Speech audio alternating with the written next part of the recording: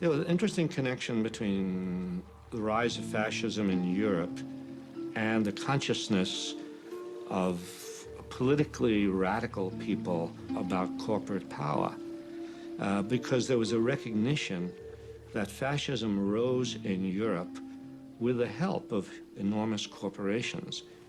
Mussolini was greatly admired all across the spectrum. Business loved him.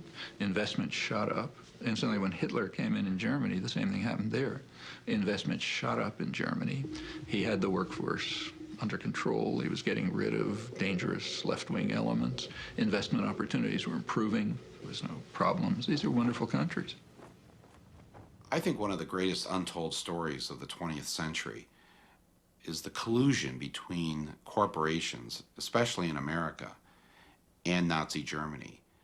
First, in terms of how the corporations from America helped to essentially rebuild Germany and support the early Nazi regime, and then, when the war broke out, figured out a way to keep everything going. So General Motors was able to keep Opel going, Ford was able to keep their thing going, and companies like Coca-Cola, because they couldn't keep the Coca-Cola going, so what they did was they invented Fanta Orange for the Germans.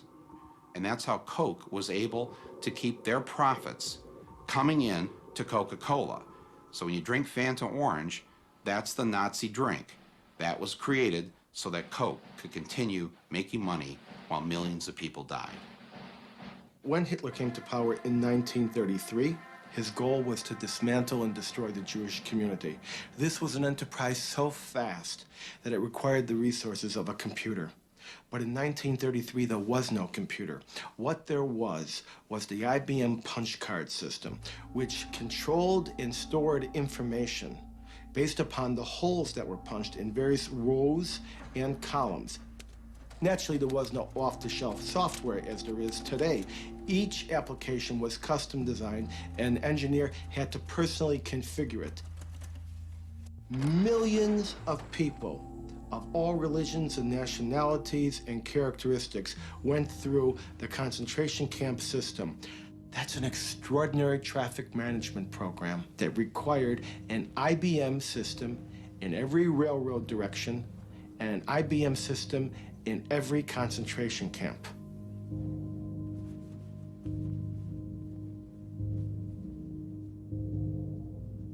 Now, this is a typical prisoner card. There are little boxes where all the information is to be punched in. We compare this information to the code sheet for concentration camps. And here you see Auschwitz is 1, Buchenwald 2, Dachau is 3. Now, what kinds of prisoners were they? They could be a Jehovah's Witness for 2, a homosexual for 3, communist for 6, or a Jew would be 8. Now, what was their status? 1 was released, 2 was transferred, 4 was executed, 5 was suicide, and 6. Code 6, Sonderbehandlung, special treatment, meant the gas chamber or sometimes a bullet.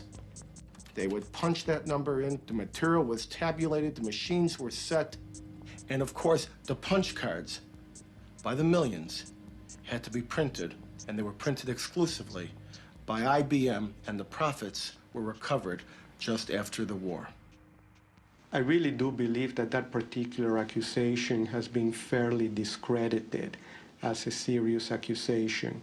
That is, the fact that they have used equipment, that is a fact.